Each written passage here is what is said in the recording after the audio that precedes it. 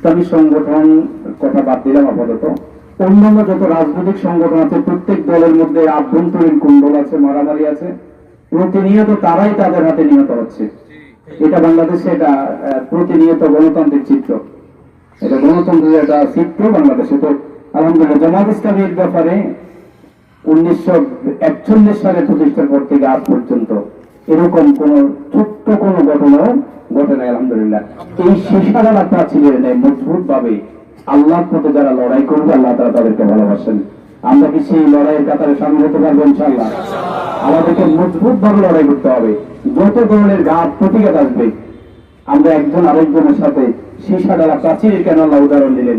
শিশাডালা প্রাচীর আর এই ইটের প্রাচীরের মধ্যে পার্থক্য আছে।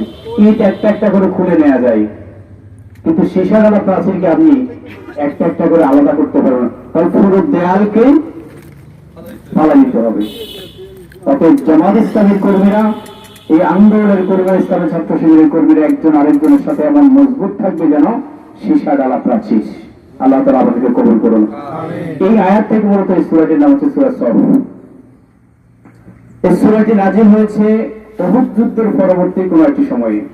কারণ এখানে আল্লাহ সুবহানাহু ওয়া তাআলা একটি কথা বলেছেন একেবারে সূরার শুরুতে, যে কাবুরা মাক্তান ইনদাল্লাহি আন তাকুলু মা লা তা'লামুন মা লা তাফআলুন। এর আগে বলছে ইয়া আইয়ুহাল্লাযীনা আমানু লিমা তাকুলুনা মা লা তাফআলুন। এই ইমানদারগণ, তোমরা এমন কথা কেন বলো যা তোমরা করো না। এখানে দুটি তাফসীর রয়েছে। যে কথা দাওয়াতি কাজের ক্ষেত্রে আমরা যে দাওয়াত দিই মানুষকে, সেই দাওয়াতটা যেন আমরা নিজেরা আমল করি। দ্বিতীয় আরেকটি বিষয়, উহুদ যুদ্ধের পরে যুদ্ধে মুসলমানদের মধ্যে কিছু দুর্বল ইমানদার থাকে, সবসময় থাকে।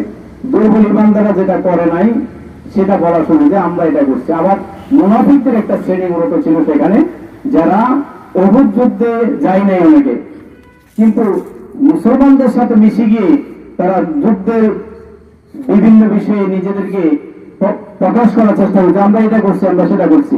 এই জন্য আমাদেরকে সতর্কতা হচ্ছে,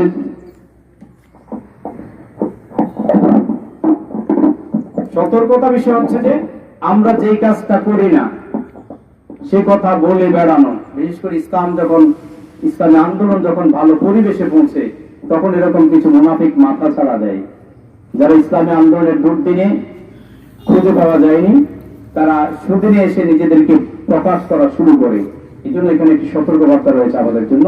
এই কাজগুলো আমরা যদি করি সেটা আল্লাহ রাব্বুল আলামিনের সন্তুষ্টির জন্য, আমরা দুনিয়ার মানুষের সন্তুষ্টির জন্য করি না। অতএব দুনিয়ার মানুষের সামনে আমাদের কাজকে উপস্থাপন